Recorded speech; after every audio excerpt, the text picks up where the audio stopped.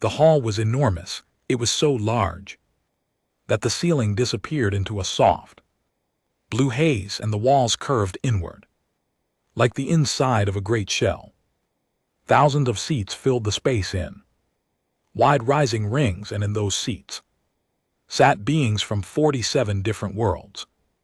Some had 6 limbs, some had none, some breathed air, some breathed gas that would kill human in under a minute, some communicated through color shifts in their skin, some spoke through vibrations in the floor, but they all had one thing in common: they were all looking at the humans. The galactic conclave had existed for over 3,000 years. It was the oldest governing body in the known galaxy. It had seen empires rise. It had watched civilizations collapse under the weight of their own pride. It had brokered peace between species that had been at war for centuries. It was by every measure the most powerful institution that had ever existed, and Earth had been given observer status 6 months ago. Observer status was the lowest rank possible in the conclave. It meant humanity was allowed inside the building. It meant they could sit in the room. It did not mean they could vote. It did not mean they could propose anything. It barely meant they could speak. Observer status was what you gave to a species that had somehow stumbled into space travel before they were ready. Polite way of saying, you are here, but you do not matter yet. The human delegation had been assigned seats at the far end of the chamber, near the back wall behind the support pillars. From where they sat, they could barely see the central speaking platform. The Velthari delegation seated at the front had made sure of that. The Velthari had been members of the conclave for 2,000 years. They were insected in appearance, with long segmented bodies, pale golden eyes, and movements that were slow and deliberate in the way that only very old things move. They were diplomats by nature. They were condescending by habit. Ambassador Seraphin Akafer sat in the far seat and did not show any of this on her face. She was a tall woman, dark-skinned, with short natural hair and eyes that had the quality of still water, calm on the surface, unknowable underneath. She had been chosen for this role not just because of her diplomatic training, which was considerable, but because of something harder to name: a stillness, a patience, of the kind that came not from peace, but from purpose. She sat with her hands folded on the small desk in front of her, and watched the chamber as it filled.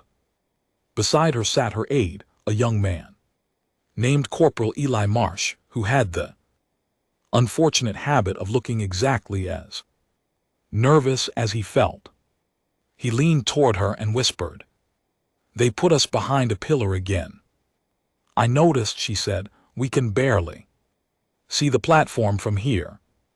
"We can hear everything," she said. "That's enough for today."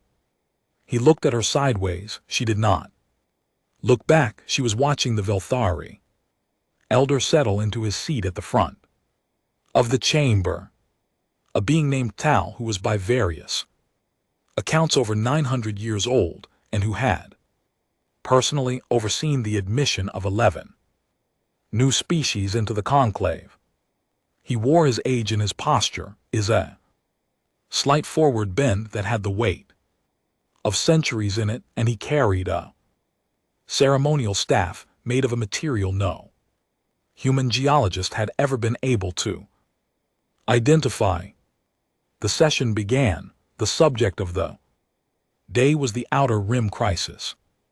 3 star systems at the edge of mapped space were being slowly swallowed by the Kreth Dominion, a militaristic empire of reptilian conquerors who had spent the last 4 decades expanding their borders by force.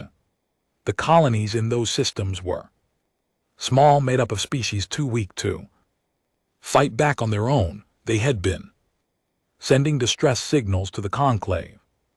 For 8 months, the conclave had been discussing it. For 7 of those 8 months, speaker after speaker rose to the platform and delivered long, elaborate speeches.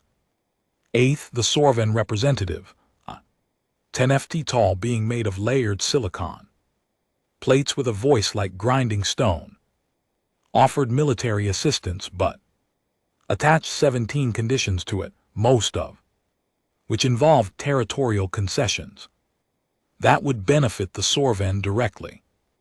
The Dranoki Collective, who existed as a linked psychic network and spoke through a single physical representative, declined to act on the grounds of what they called unfavorable resonance patterns in the local sector. This was their way of saying they did not want to get involved. Several smaller species spoke briefly and agreed that something should be done.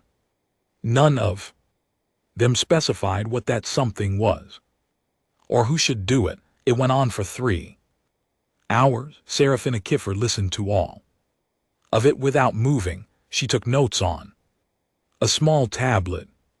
She highlighted certain phrases. She drew a small diagram at one point that Eli could not make sense of when he glanced at it. Then, during a pause between speakers, she stood up. The room did not go quiet immediately.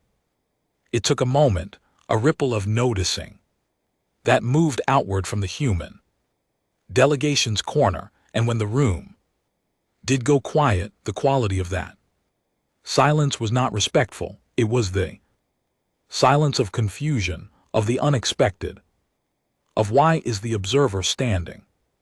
Seraphine walked to the end of their row and stepped into the aisle. She moved at a steady pace toward the speaking platform. No one stopped her. The rules technically allowed an observer to request speaking time. No observer had ever actually done it before. She reached the platform and stood at the central podium. The chamber was very still. She looked out at the assembled delegates of 47 civilizations, and she said in a clear and measured voice, "The colonies in the Eurosystem have been under siege for 8 months. Children are living in underground shelters.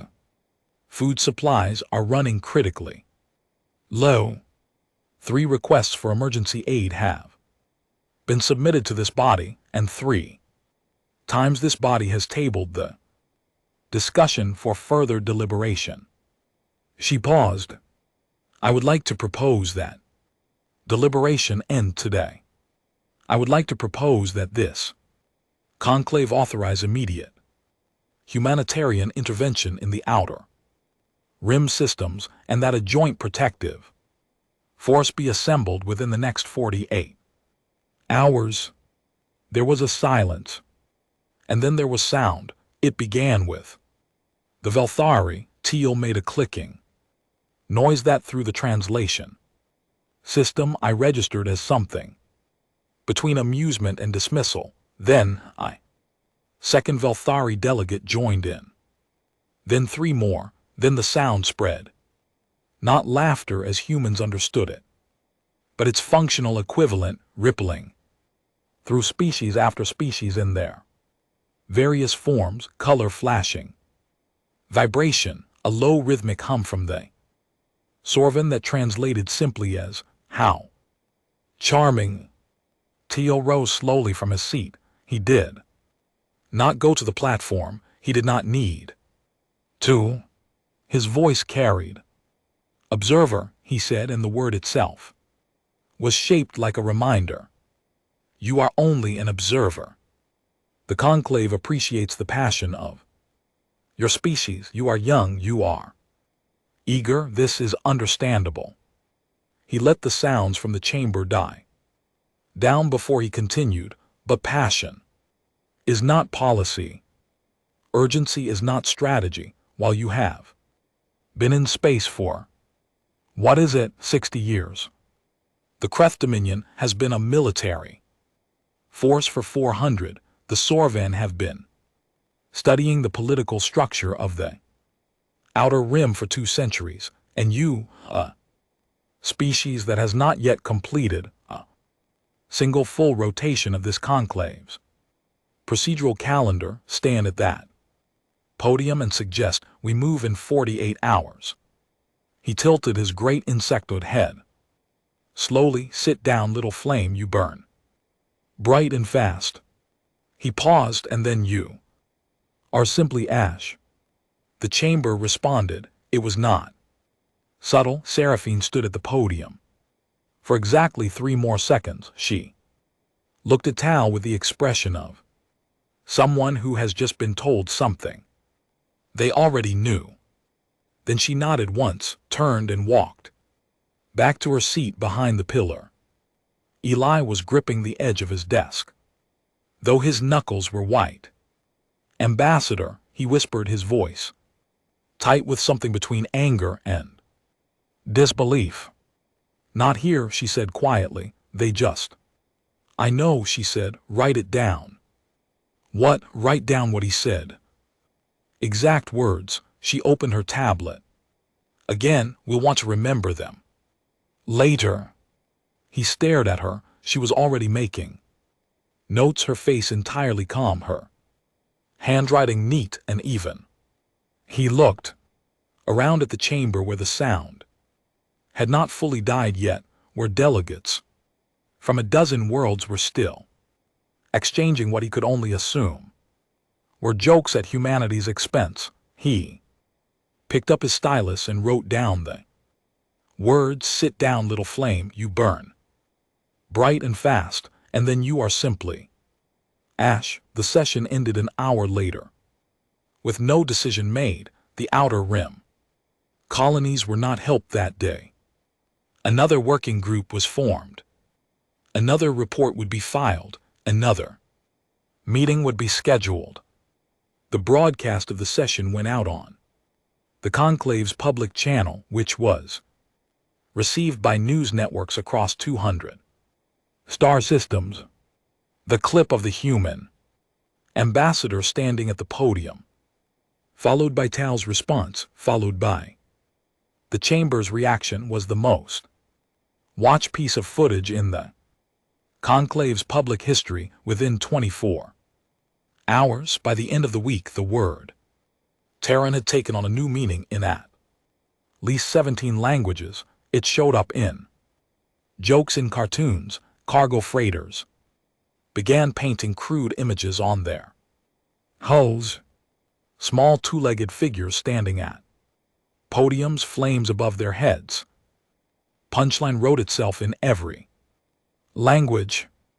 On a military observation station at the edge of the Cygnus Reach, Admiral Darius Vin watched the broadcast on a small screen bolted to the wall of his command office. He watched it twice. He was a broad-shouldered man in his late 50s with gray in his hair and the kind of face that had stopped showing surprise at things a long time ago. He had served 31 years in Earth's military. He had been briefed on Project Sovereign at year 12. He turned off the screen. He sat for a moment in the quiet of his office, the soft hum of the station systems around him. Then he pulled up a secure line and sent a very short message to a very small number of people. It was 6 words long. They took the bait. Stand ready. No one on the conclave broadcast team saw that message. No alien intelligence network intercepted it, so no delegate at the galactic conclave knew it had been sent. Out in the dark between stars, spread across a dozen hidden coordinates, something began to move. Slowly, quietly, the way it had always been designed to. On Kepler's Rest, a small agricultural colony in the outer rim, a farmer named Dosa walked out of her house in the early morning and looked up at the sky. She had watched the broadcast too. She had seen the human ambassador, dismissed and laughed at by a chamber full of beings who had never heard of her world, who had no idea her family's food stores were down to 3 weeks' supply, who had voted nothing and decided nothing while her children asked her every evening when help was coming. She stood in the cold morning air for a long time, then she went back inside and told her children that help was coming soon. She didn't know why she was sure, she simply was. 3 weeks later, she would understand why, but that comes later. For now the galaxy laughed and the humans said nothing, and somewhere in the dark the clock was already running. The Kreth moved fast when they decided to move. That was the one thing every military analyst in the galaxy agreed on. Whatever else you said about the Kreth Dominion, and there was a great deal to say, almost none of it positive, they were efficient. When a Kreth battle group was given an order, it executed that order with speed and coordination that most other species spent generations trying to achieve.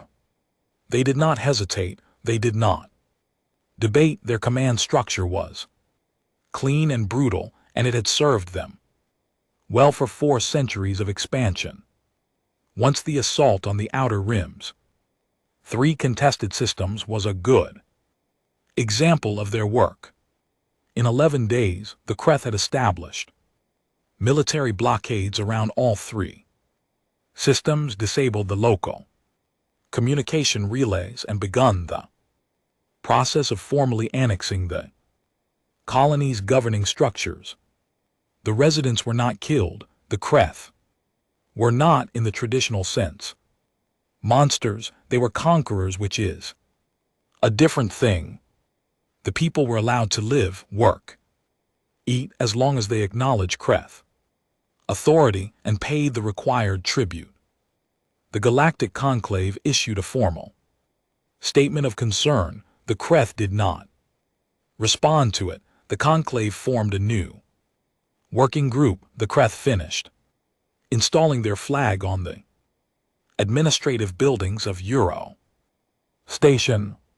On the 2nd day of the 3rd week, a fleet of human ships dropped out of faster-than-light travel at the edge of the Euro system. There were 43 vessels in total. By the standards of major galactic powers, it was a small fleet. The Kreth battle group stationed in the system counted 91 warships and immediately transmitted a mocking report back to Dominion Command. The numbers were almost funny. The humans had brought fewer than half their own ships to a fight they had not been invited to, in a system that was now legally, at least by Dominion law, Kreth territory. The Kreth commander, a veteran officer named Battle Lord Vrock, did not take it as a serious threat. He sent one transmission. This is Kreth Dominion space. You're in violation of established territorial claims, so you have 2 hours to withdraw before we treat your presence as an act of war. The response came back in under a minute, and it was from Admiral Darius. Then, we are the Terran Expeditionary Vanguard. We are here because those colonies asked for help. We would prefer a peaceful resolution, but we are not leaving. Battle Lord Vrock stared at the translation for a long moment. Then he laughed, a Kreth laugh, which was a sharp exhale through the nostrils that sounded like a small explosion, and ordered his fleet to engage. What followed would later be called the Sea of Eurostation in history books, both human and alien, though the accounts differed significantly in tone.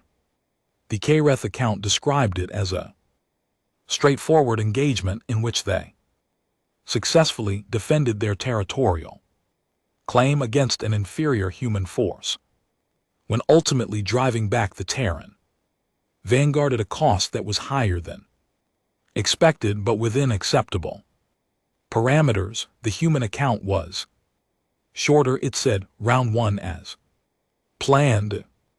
The battle lasted 19 hours. The Kareth had the numbers, the heavier ships, and the positional advantage of already being in the system. They pressed all three advantages. Without hesitation, their tactics were standard and effective: a wedge formation that split the human fleet, concentrated fire on individual ships before they could regroup, used their mass to push the humans back toward the system's outer edge, and the humans let them. This was the thing that bothered Battlelord Vrax, though he would not admit it until much later. The humans did not fight the way you fought when you were trying to hold a position. They fought the way you fought when you were trying to learn something. Every time a human ship was driven back, it seemed to be noting something.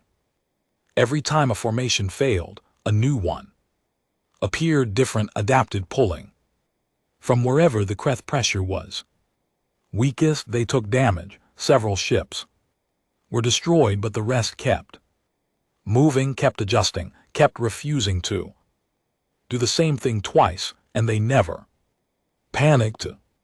Every military force in the galaxy had a breaking point, a moment when the pressure became too great and the formation started to collapse from the inside. Soldiers fled, commanders hesitated, ships broke formation, and the coherent force became a scatter of individuals. Vrax had seen it in Servan forces, in Veltari peacekeepers, in half a dozen other species he had fought or watched fight. It was universal. It was, in his experience, simply what living things did under enough pressure. The humans did not break, they bent. They moved, they absorbed. But the unit coherence never collapsed. Vin's fleet pulled back in a pattern. That was technically a retreat, but that did not feel like one. It felt like something being stored, energy being compressed. When it was over, the Terran vanguard had withdrawn to the outer edge of the system. Ura station was still in Kreth hands.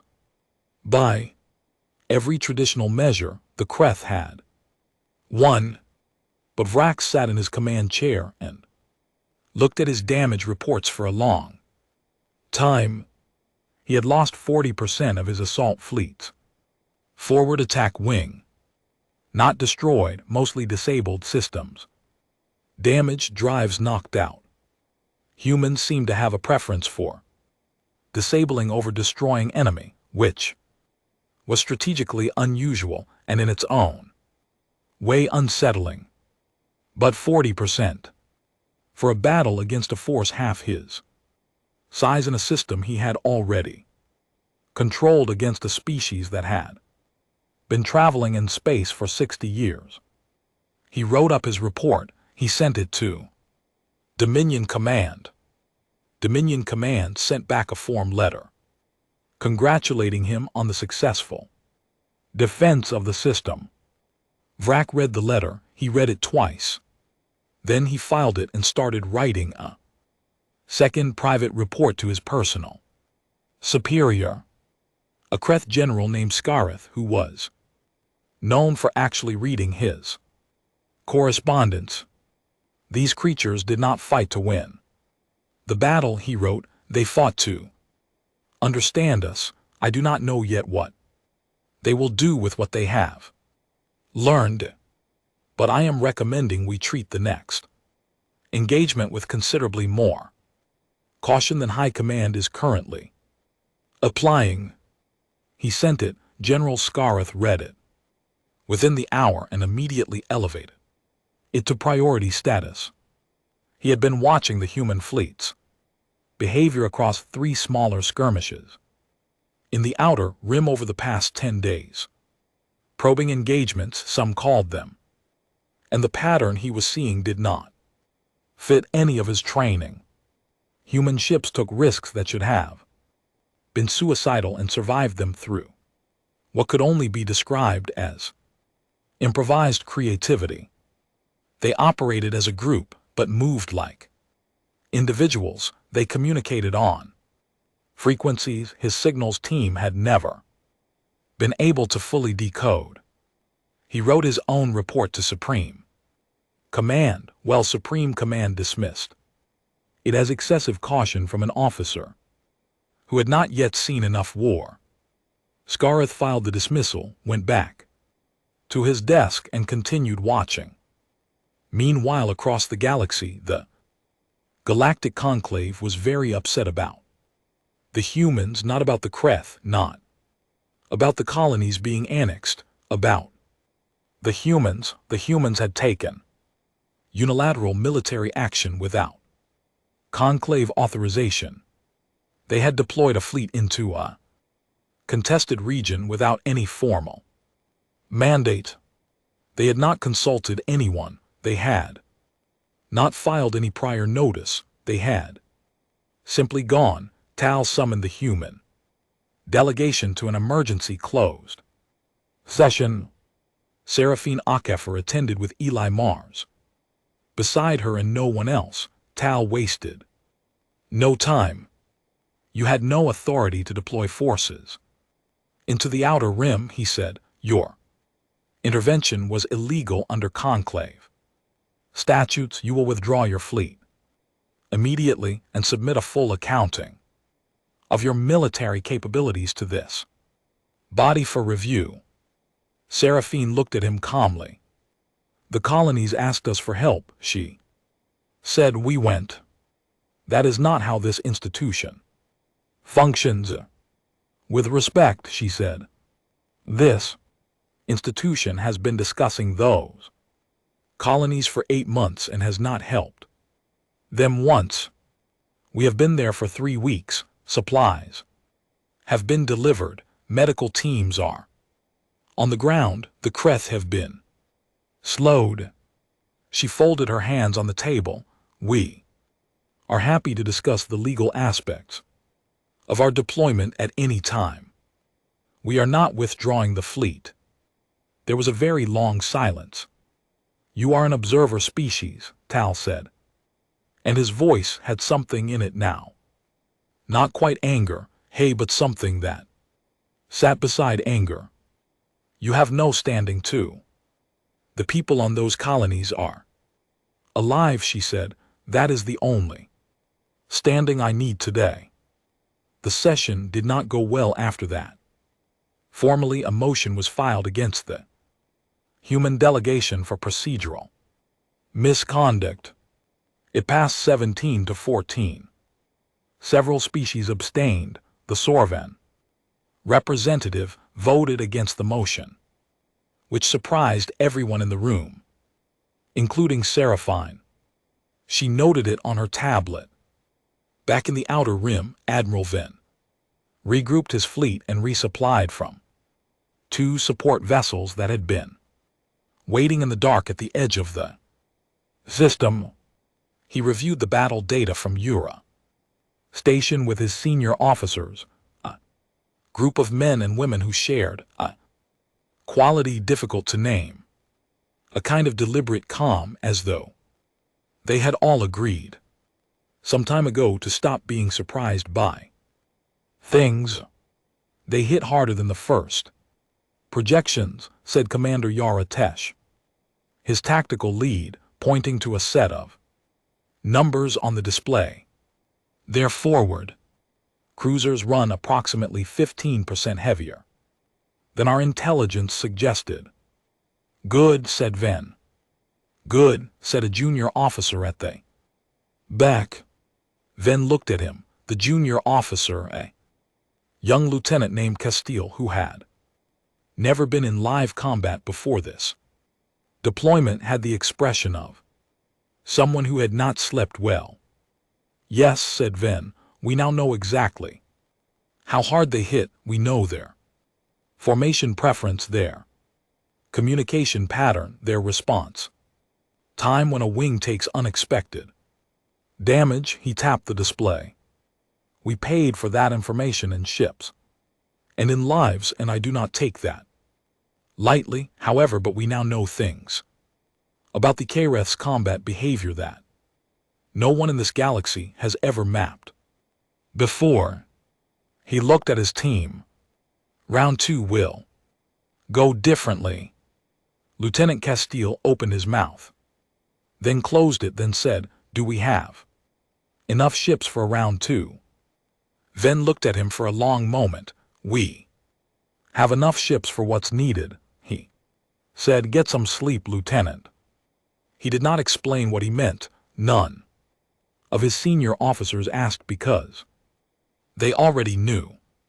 They had all read the same briefing documents, the same classified files, the same projections that had been built over the course of 2 centuries and kept in sealed servers that most of Earth's government did not even know existed. They knew what was coming. They knew what this was. This was not a war. This was an introduction. Wait, a very specific kind of introduction.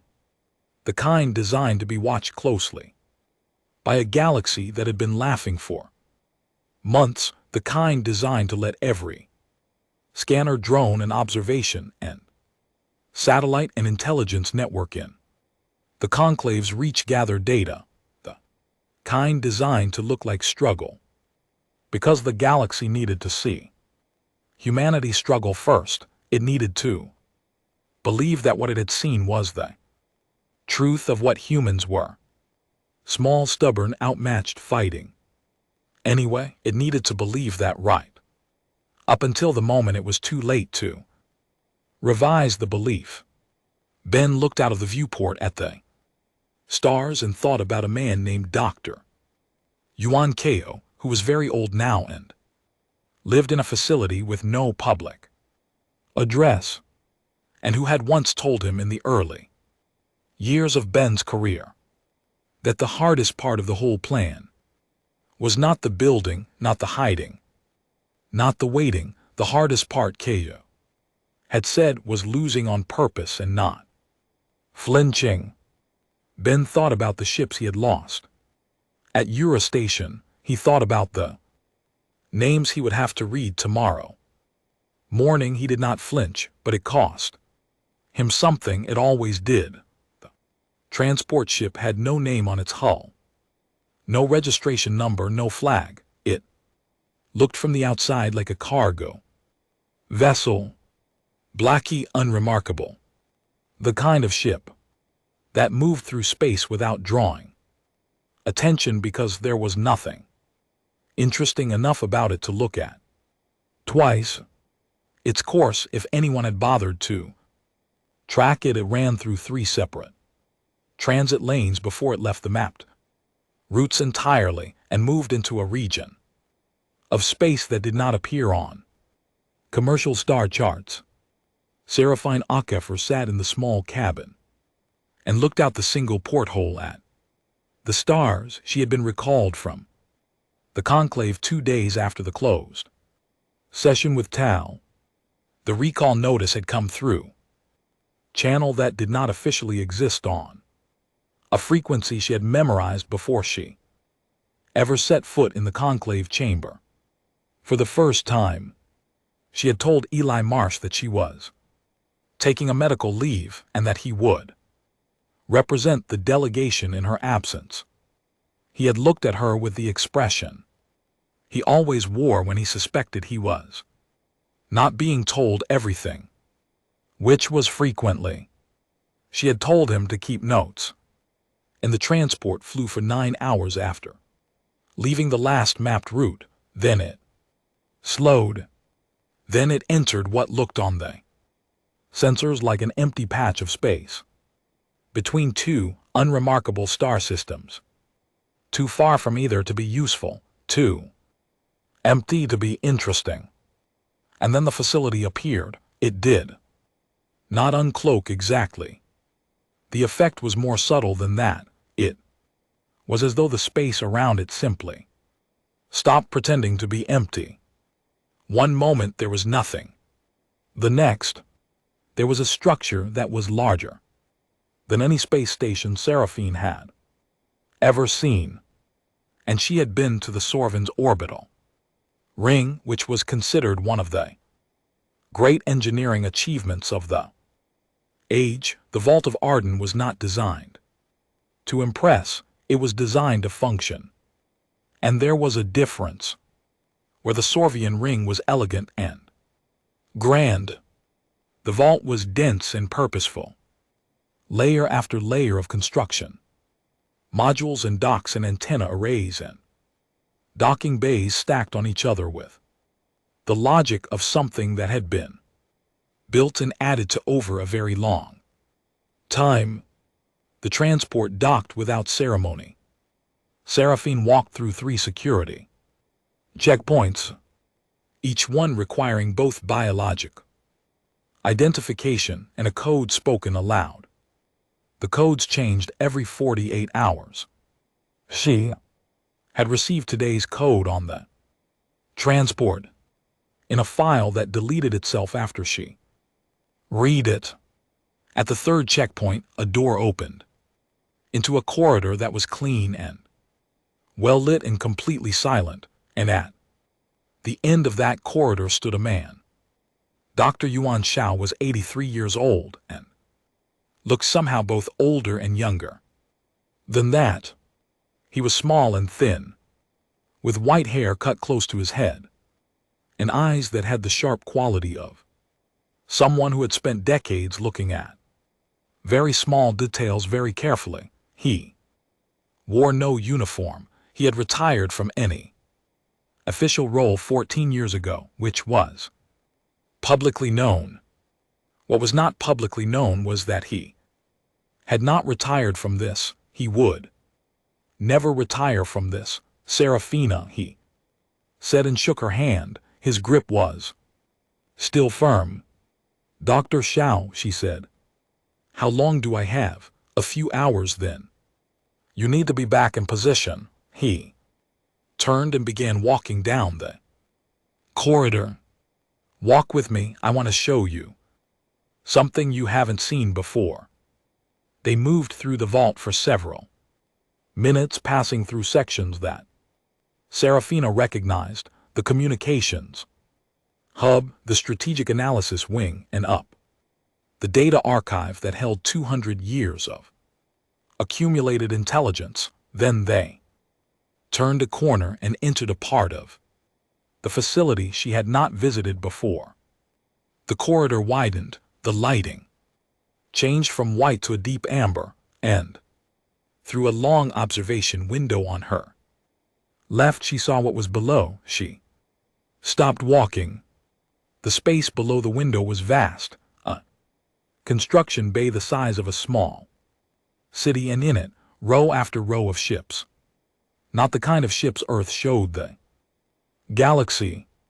Not the 43 vessels of the Terran Expeditionary Vanguard, which were real ships with real crews who were doing real and difficult things in the outer rim right now.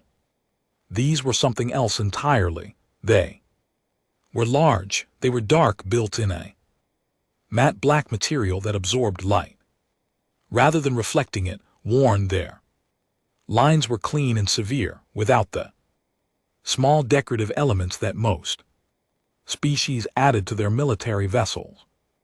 As a matter of tradition or pride, there were no flags on their hulls, no names, no unit insignia. There were so many of them that the far end of the bay was hidden in shadow. How many, she asked, in this bay? 812, Kao said. He paused. This is one of 5 bays. She did not say anything. For a moment, the galaxy has no idea. She said no, he said, and that was always the point. He began walking again, slowly, and she fell into step beside him. When I was a young man, he said, I was part of the first team that reviewed the full record of conclave history, not the public record, the actual record. The wars, the collapses, and the moments when powerful civilizations made decisions that destroyed smaller ones, simply because they could. He paused. Do you know what the single most common factor was in every case where a smaller civilization was destroyed or absorbed against its will? They were seen as weak, she said. More specific than that, he said. They were seen as weak and known to be weak. The important part is the second half. If you are weak but your enemy doesn't know the extent of it, they are cautious, they plan, they prepare. But if your weakness is visible, fully mapped, fully understood, then the calculation becomes very simple. There is no caution needed, no preparation, you simply move. He looked at her. Earth made contact with the conclave 60 years ago. What was the first thing every intelligence service on every major world did? Mapped us, she said. Mapped us completely, he said. Our military capability, our population, our industrial output, our psychological patterns. They built a full picture of what humanity was and what humanity had. And what they found was accurate. We were small, we were young, we were limited. He stopped walking again. They were at another window, this one, looking down on a different space. Not ships, but something else. Long rows of equipment she recognized as bio-armor fabrication units, and beside them weapons testing chambers, and beside those rows of what she could only describe as thinking machines, towering server structures that hummed with a sound you felt more than heard. So we let them keep that picture, he said. In eyes we maintained it very carefully. Every ship we showed the galaxy was the right kind of ship, real, functional, capable, but sized exactly for what they expected from us. Every military exercise we allowed observation drones to see was calibrated to demonstrate ability without revealing scale. Every ambassador we sent to the conclave was genuinely there to learn and to represent, but also to be underestimated. He looked at her then, and there was something in his expression that was not quite an apology, but sat close to one. Including you, he said. I know, she said. I've always known. Does that bother you? She thought about standing at the podium in the conclave chamber. She thought about Tal's voice. Sit down, little flame. She thought about the sound that filled the chamber afterward. Yes, that spreading alien amusement that had been rebroadcast across 200 star systems. It used to, she said. Now it just makes me patient. He looked at her for a long moment and then nodded, as though that was exactly the right answer. They walked for another few minutes in silence before reaching a room at the end of a secured corridor. A briefing room, clean and functional, with a table and chairs and a wall display that showed a star map of the outer rim. On the map, 3 systems were marked in red. In the space between them, a 4th marking had appeared recently, a blinking indicator in a place where no marking had previously existed. Ko went to the display and pointed at the blinking indicator. Kepler's Rest, he said. Small agricultural colony, population of about 20,000. They are not strategic.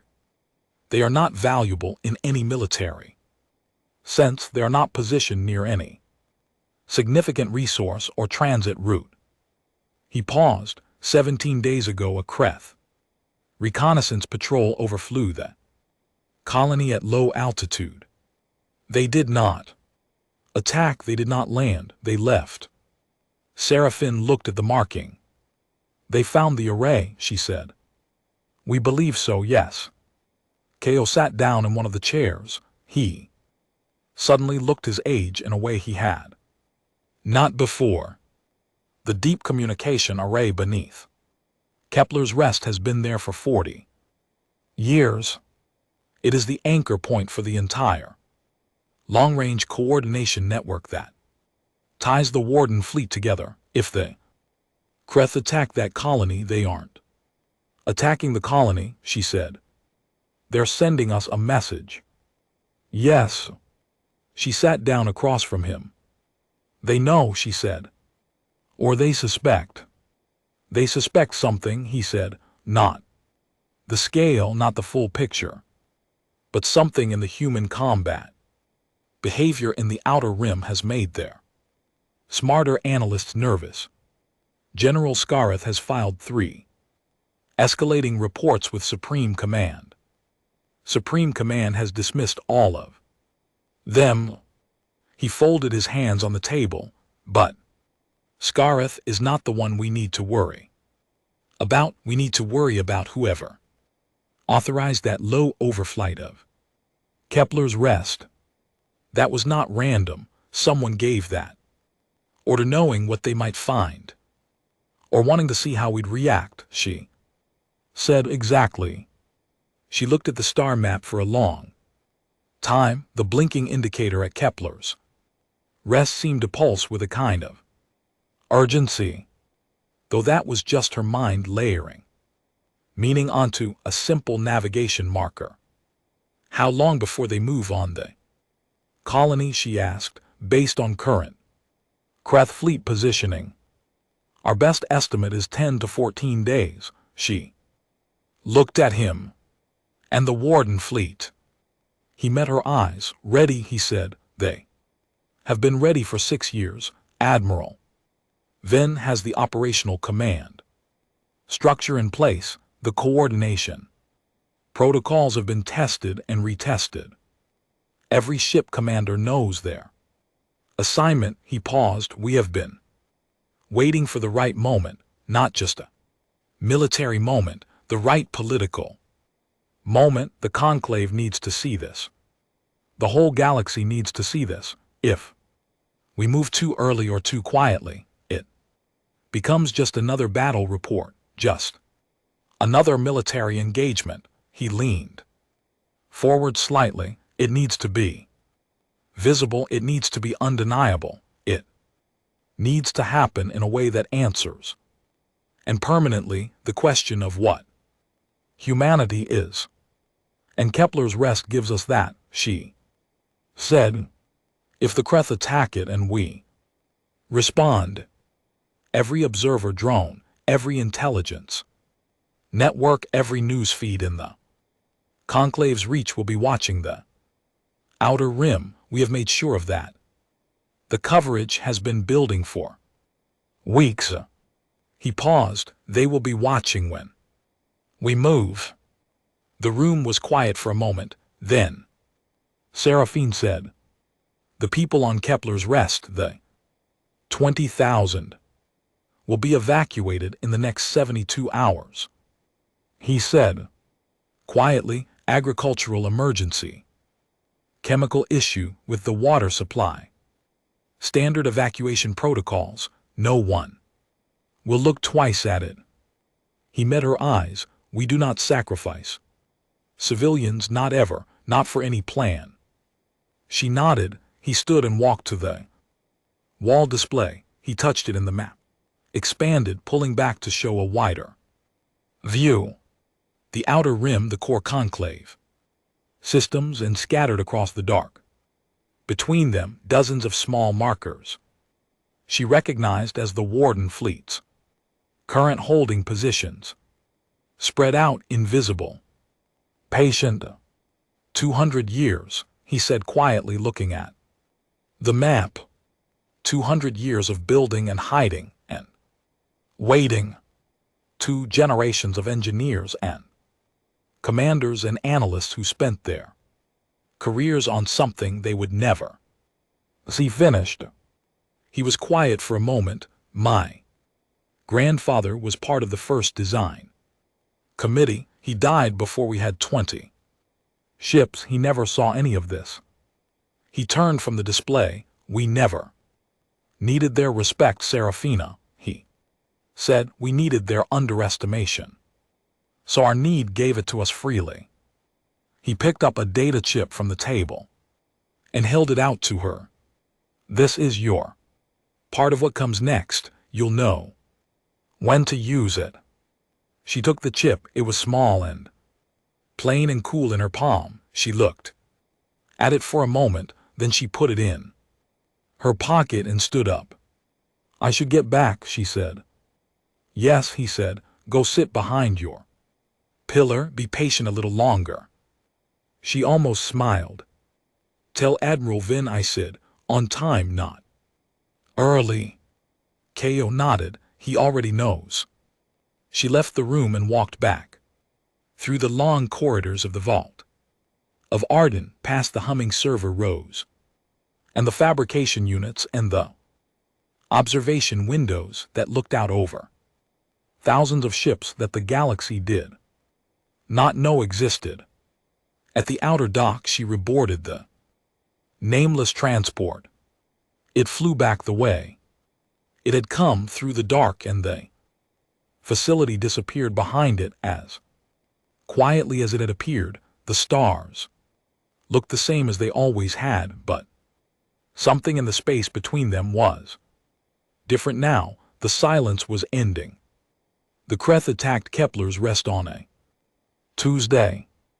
Not that Tuesday meant anything to the Kreth. The Kreth did not measure time in Earth units, but Seraphin Akafor, sitting in the conclave chamber when the news reached her earpiece, thought about it afterward, that the thing the galaxy had been quietly waiting for, the thing 200 years of human patience had been building toward, had arrived on an ordinary Tuesday morning.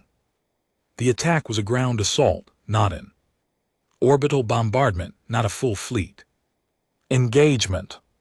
The Kreth landed a force of soldiers on the surface of Kepler's rest, which moved on the administrative center and began the process of taking control. The colony appeared to all visible evidence to be inhabited. The lights were on, the machinery was running, the systems were active. The Kreth did not know that the 20,000 residents had been quietly relocated over the previous 72 hours under the cover of a chemical water emergency that had been, to every outside observer, completely routine. So the Kreth soldiers found empty buildings, and in the basement of the main administrative hub, they found a communications array that was significantly more sophisticated than anything a small agricultural colony had any reason to own. The Kreth commander on the ground sent an immediate report to Fleet Command. Fleet Command sent it up the chain. The chain reached General Scareth. Within 40 minutes, Scareth had been waiting for something like this. He had been warning about something like this. He immediately flagged it, escalated it, and requested emergency clearance to begin a full-scan sweep of all outer rim systems for possible hidden human infrastructure. Supreme Command told him to stand by. Scareth sat at his desk and thought. That standby was becoming the most dangerous phrase in the Kreth military vocabulary. He was right, he just didn't know yet quite how right he was. 7 hours after the ground assault on Kepler's rest, at a moment that had been chosen with precision and deliberateness and a great deal of thought about light, distance, and the positions of every conclave observation satellite in the sector, Admiral Darius Venn gave a single command. He said, operate now. across the outer rim and the surrounding sectors of space, in the dark between star systems, in the shadow of gas giants, in the sensor-blind zones behind moons and asteroid clusters, in holding positions that had been maintained with extraordinary discipline.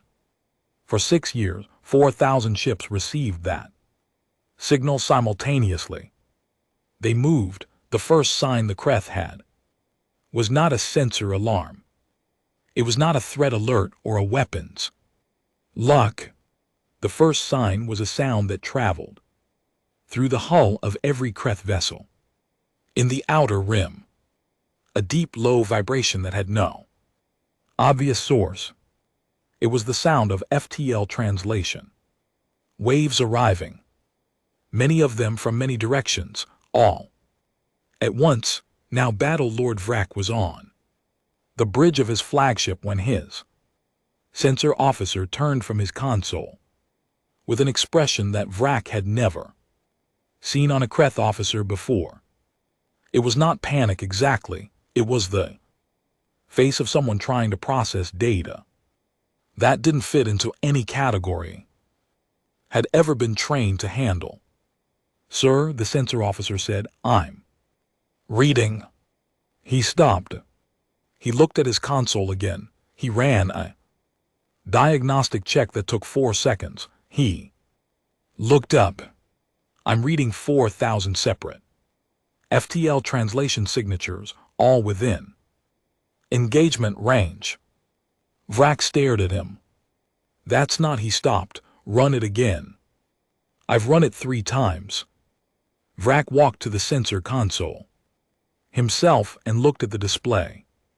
4,000 signatures spread across a volume of space that encompassed every Kreth military asset in the region, not clustered, not massed in a single attack formation, positioned deliberately, precisely, with evident knowledge of exactly where every Kreth ship was, in a surrounding arc that covered every viable exit vector simultaneously. The ships appeared out of FTL one by one. Over the course of 30 seconds, the whole sequence perfectly staggered so that each new arrival was visible before the next one came. It was not an accident. It was a presentation. The humans wanted every scanner, every sensor, every observation drone in the sector to capture each ship clearly. Dark holes, matte black absorbing light, no markings visible at standard range, no flags, no unit insignia, just the shape of them. Long, severe, functional, multiplied 4,000 times across the sky. Vrak had fought in 11 campaigns. He had never felt anything in a battle before, except calculation, cold, clear calculation. He was an experienced officer, and he had always believed that experience was the cure for fear. He felt something now that his experience had no cure for. He pressed the fleet-wide communication link. "All units hold position," he said, and was grateful that his voice came out flat and even. "Do not fire, do not maneuver. Hold." Because he had understood something in the first moment of seeing that display.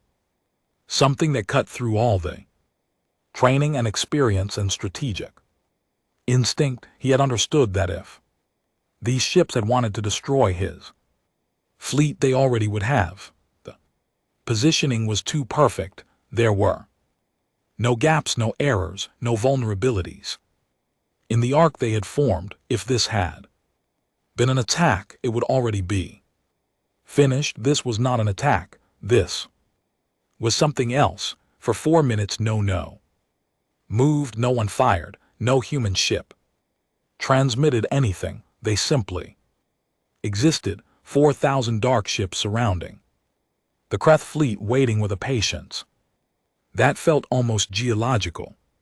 4 minutes of silence during which every observation network in the sector captured and recorded and transmitted the image to every connected system. The conclave's reach.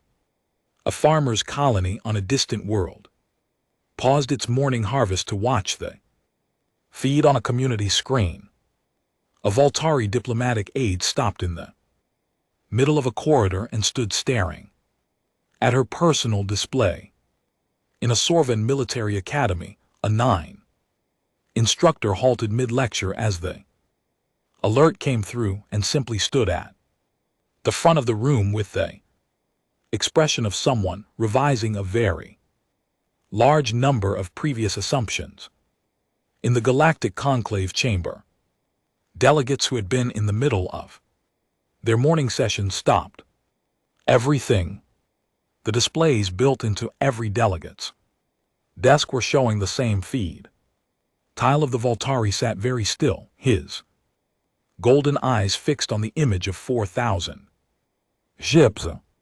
Then at the end of exactly 4 minutes, Admiral Vin's voice came through on all frequencies. It was calm, almost gentle, as though he were addressing a minor, scheduling conflict rather than an entire military empire.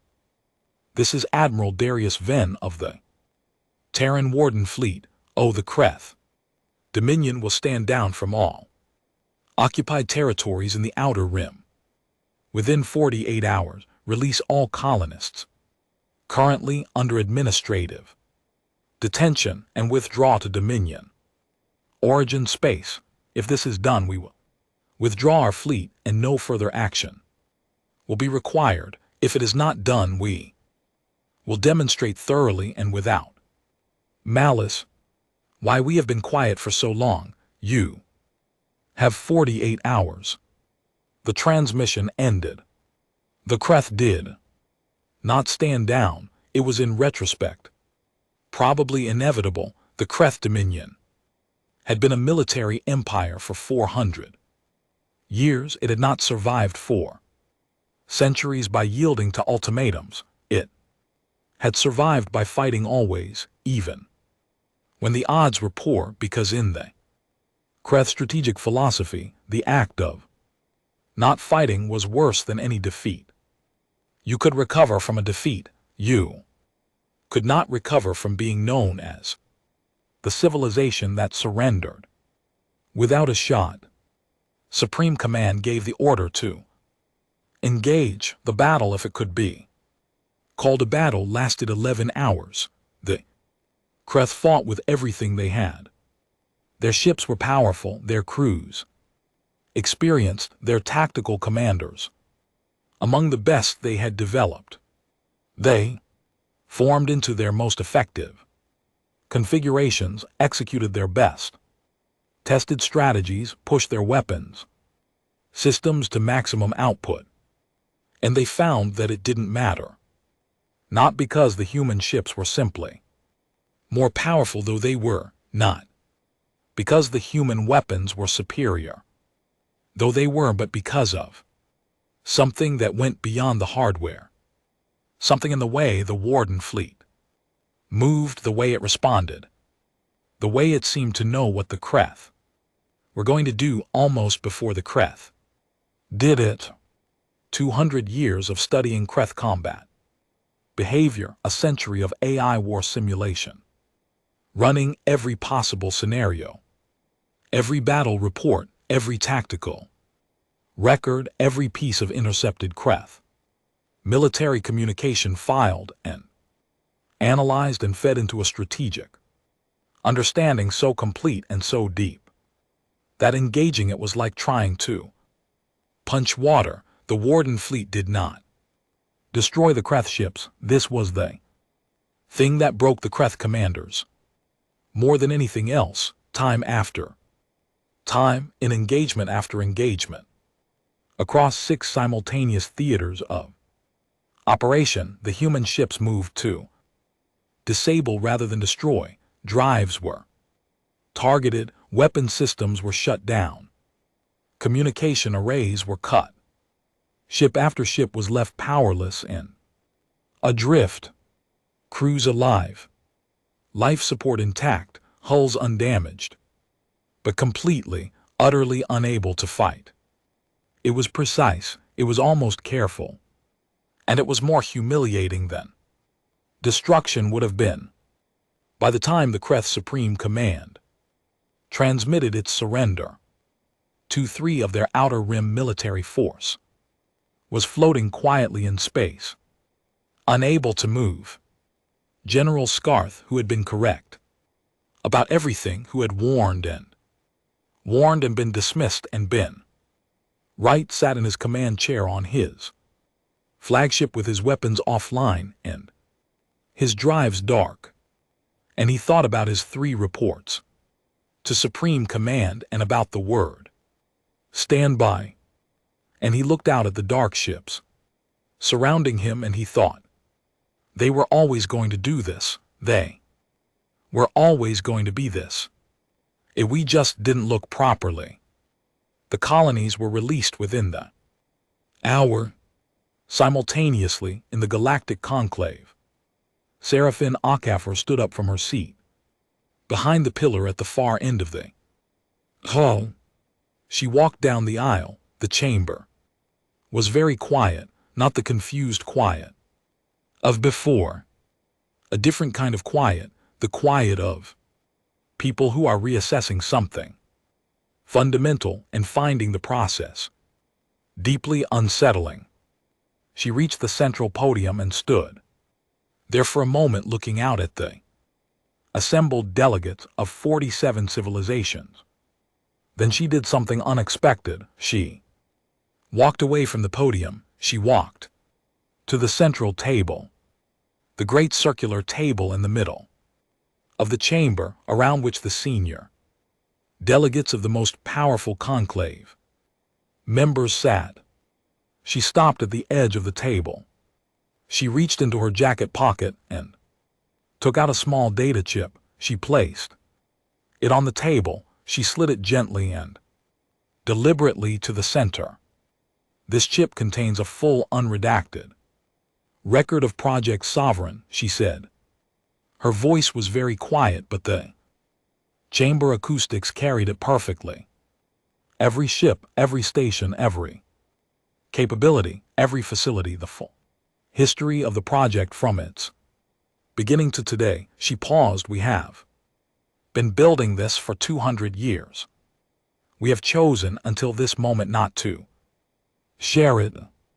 We hope the events of today demonstrate that our reason for that choice was not aggression or deception for its own sake, but caution, the same caution any species exercises when it is learning who its neighbors truly are. She looked at Tell, and he had not moved since the feeds had started coming in hours ago. He sat in his seat like something carved from old stone.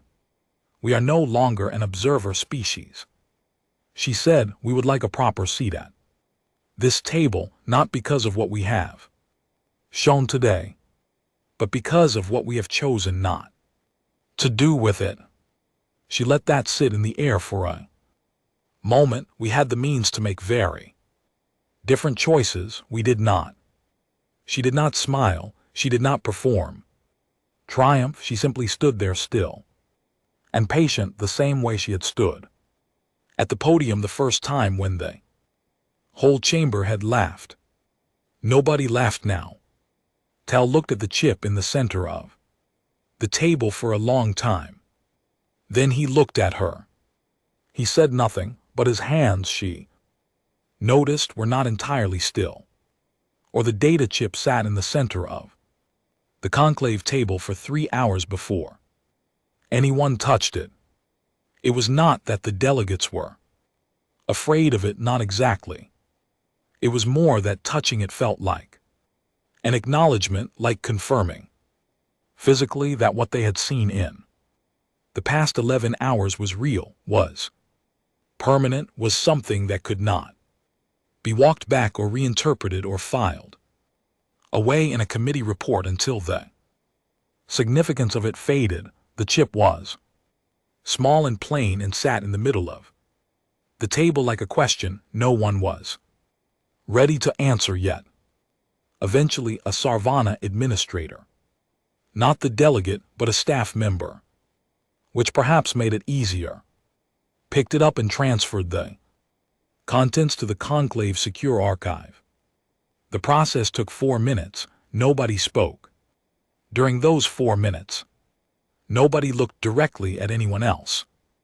Then the session that followed, the one that would later be described in academic text as the Reckoning Session, though it was never officially named, began. It was not a comfortable session. The first thing that happened was that 11 different intelligence offices simultaneously published emergency internal assessments. They had all been running frantically for the past several hours, pulling every piece of data they had ever collected on Earth and re-examining it through the lens of what they now knew. The assessments all reached similar conclusions, and they all carried similar tones, the careful, professionally worded tone of institutions trying to explain why they had been comprehensively and completely wrong about something for 60 years. The Velthari Intelligence Directorate's assessment was perhaps the most thorough.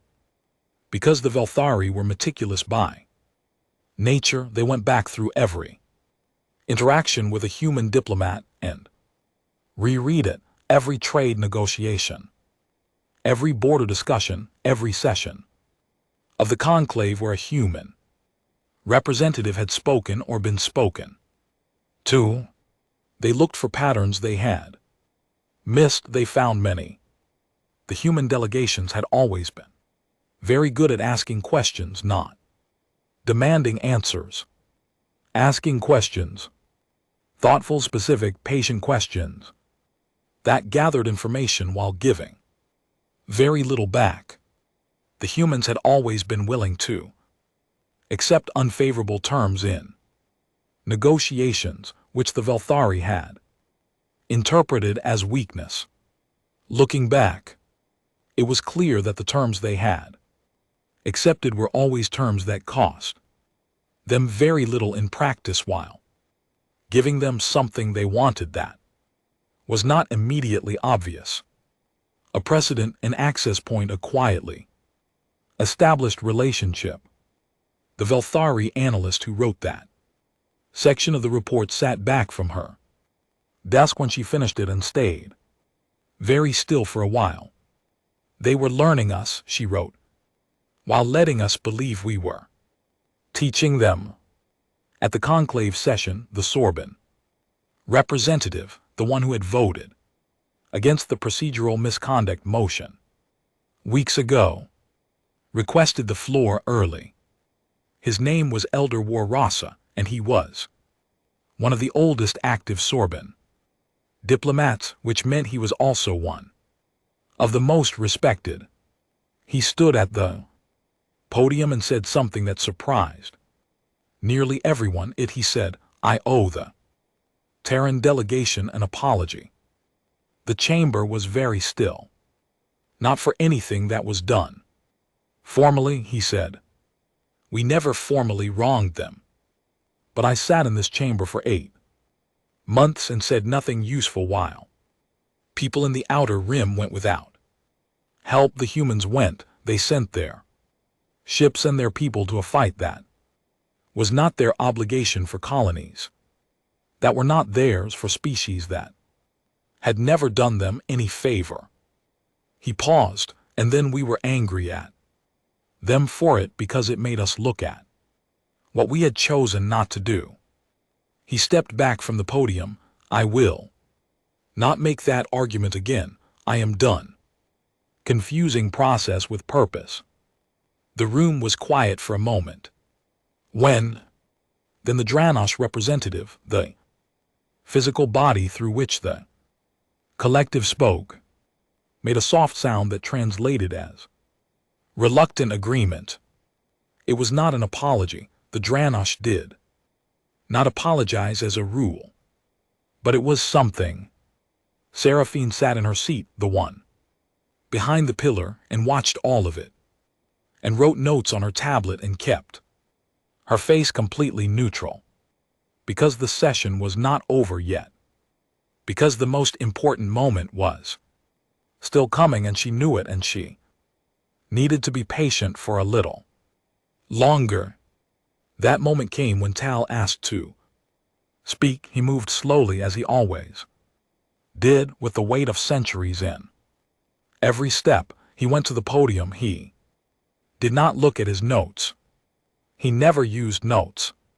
He stood for a moment, looking out at the chamber with his golden eyes. He already, and then he looked directly at Seraphine, observer.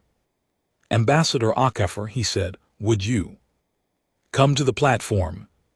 She set down her tablet. She walked to the platform. She stood beside him, which was itself unusual. The Velthari elder and the human ambassador sharing the podium, which had never happened in 6 months of conclave sessions. I would like to request a private meeting, he said, not a session, not a negotiation, a conversation between myself and the ambassador in a room with no recording, no translation. Staff, just the two of us. He turned to the chamber. I am certain this will violate 7 procedural statutes. I am requesting an exception. The exception was granted in under 2 minutes. They met that evening in a small room off the secondary corridor, a room used normally for storage, which had been hastily cleared of equipment and furnished with 2 chairs and a table. There was no translator unit. Tao spoke the human language passably well, which Seraphine had known, but which he had never bothered to demonstrate before. He sat across from her and was quiet for a long moment. There was something different about him in this room, away from the formality of the chamber. He seemed improbably smaller, not physically. His age and his bearing were exactly the same, but there was something that had been stripped away from him, and what was left was something older and simpler than a diplomat. You let laugh at you, he said. It was not quite a question, but she answered it anyway. Yes, she said. That moment I said, sit down, little flame. You let that happen. We needed it to happen, she said. Amron and I had been briefed that it would. She paused. I want you to understand something. I was not performing patience in that chamber. The anger was real. The moment was genuinely unpleasant. She met his eyes. But there are things that are worth being patient for. He looked at her for a long time. You chose this deliberately, he said. The whole sequence, the small fleet in the outer rim that struggled, the battles you lost, the sessions where you said little and we dismissed you, all of it was a way of learning who you were, she said. Not your weapons, not your ships. Your character. What a civilization does when it has power and doesn't know its neighbor has any. That tells you everything. She paused. The conclave has been here for 3,000 years. It has watched civilizations rise and fall. It is full of history and wisdom and experience, and when it thought we were small and weak, it put us behind a pillar and laughed at us. She paused. Again. We needed to know that. He was silent for a while. And if we had been kinder, he said, then the plan would have adapted, she said. We were not hoping for cruelty. We were watching for truth. She folded her hands on the table. The cruelty, when it came, was useful information. It told us we needed to be stronger before we became known. It confirmed what the historical record already suggested. That in this galaxy, respect comes from capability, and capability must be demonstrated. She looked at him steadily. We demonstrated it today, not by destroying anything, not by conquering anyone, by ending something that needed ending and then stopping. He nodded slowly. Or the Kreth, he said. The Kreth are not our enemies, once she said. They are a civilization that made a series of choices we needed to correct. Their civilians are unhurt. Their infrastructure is intact. Their military is humbled but alive. She paused. We didn't come here to be feared. We came to be taken seriously. There is a difference. He looked at her for a long moment, and then he said quietly, I am 914 years old. In that time I have been wrong about many things. I have been corrected before. He paused, but I have not in 914 years been corrected quite like this. She didn't answer. He stood up slowly and straightened his robes.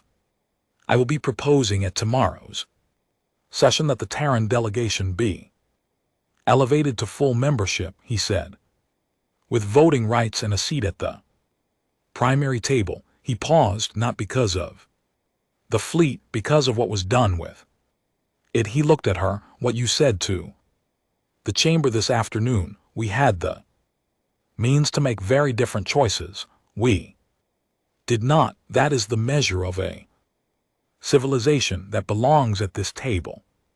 He left the room. Serafina sat alone for a moment in the small, barely furnished room, in the chair that had been pulled from storage. She looked at the ceiling. Somewhere very far away in a facility with no name on a star chart that didn't exist, an old man was probably watching a news feed and feeling something that took too long to name. She thought about all the people who had built what had been shown today and had never seen it, engineers who had spent their careers in secret, commanders who had drilled for a mission they would not live to execute, analysts who had worked in the dark for decades, her own parents who had known, in general terms, what she was being trained for, and who had never asked questions they weren't supposed to ask. She thought about the farmer on Kepler's rest, Dosa, whose name had appeared in one of the civilian evacuation reports, who had told her children on faith alone that help was coming. The motion was passed the following morning. Not unanimously, 6 species abstained, and 2 voted against, but the majority was clear. The seat at the primary table was moved. The pillar was no longer in the way. In the months that followed, the galaxy restructured itself around a fact it was still learning to hold. Species that had dismissed humanity began reaching out. 1 trade proposals arrived at Earth's diplomatic offices at a rate that required 3 new staff members just to catalog them. Military alliances were proposed carefully by species that had watched the outer rim engagement and done the quiet math of what it meant to be on good terms with the Warden fleet. Earth accepted some, declined others, moved slowly and carefully and without arrogance, because the lesson that had driven 200 years of preparation had not been forgotten simply because the preparation was over. The lesson was permanent. It was structural. It was built into every policy meeting and every diplomatic briefing and every decision about how to use what humanity now openly possessed. The lesson was this: power without restraint is just violence, and violence without purpose is just noise. The Kreth Dominion went through a long and difficult internal period. Supreme command was replaced. Several military Commanders faced accountability. Processes, General Scareth was given a role he had never sought, overseeing the restructuring of Kreth, military doctrine, and took it because there was no one better suited, and he was not the kind of being who declined a necessary thing simply because it was hard. He requested through formal diplomatic channels a meeting with Admiral Venn. Venn agreed to it. They met on neutral ground in a station above a small, unremarkable world, and they talked for 4 hours about military philosophy in the nature of conflict and what it meant to be a soldier in a galaxy where the rules had just changed. It was not a warm meeting, but it was an honest one, and at the end of it, Scareth said something Venn would remember. "You were never reckless," Scareth said. "We thought you were reckless. Your behavior looked like recklessness to us. But it wasn't. It was something we didn't have a word for." Venn thought about it. "Patience with a deadline," he said. Scareth considered. "That?" "Yes," he said, "that is what it was." Time passed. Nearly a year after the reckoning session, a new species made contact with the Galactic Conclave. They had only just achieved faster than light travel. Their ships were small and their technology was modest, and they arrived at the outer edges of map space with the careful, wide-eyed quality of something that has just discovered how big the universe is and has not yet decided whether that is wonderful or terrifying. Their diplomatic representatives came to the conclave and were given observer status, the lowest rank, the starting point, the traditional beginning. They were assigned seats in the outer rings. On the morning of their first full session, as they were preparing to enter the chamber, an old Veltari aide named Scareth, who had worked for Tile for 60 years and had been present in the chamber on the day the humans had first been laughed at, leaned down toward the lead diplomat of the new species. She was young and nervous, and her hands were clasped tightly in front of her. "A piece of advice," Scareth said, "before you go in." She looked up at him. "Whatever you do, when you meet the humans, do not underestimate them." She blinked. "Why?" He glanced toward the chamber doors, which were just beginning to open. "Here, because they will let you," he said, "and they will be kind about it, and they will remember it, and one day when it matters more than anything else, you will understand exactly how patient they have always been." He straightened. "It is a lesson we were given once. I suggest you take it without needing to pay our price for it." She looked at the open doors, at the vast chamber beyond, at the circular table at the center where the delegates of the most powerful civilizations in the known galaxy were taking their seats, at the human ambassador, Seraphina Akafer, sitting at the primary table, now not behind any pillar, her hands folded in front of her in the way she always held them, who happened to glance up at that moment and meet the young diplomat's eyes across the length of the hall. Akafer did not wave, she did not smile, but she simply held the young diplomat's gaze for a moment with an expression that was calm and knowing and not unkind. Then she looked back down at her notes. The young diplomat took a breath. She walked into the chamber, the doors closed behind her, and somewhere in the dark between stars, 4,000 ships held their quiet positions and waited, patient as the space around them, for whatever the universe would ask of them.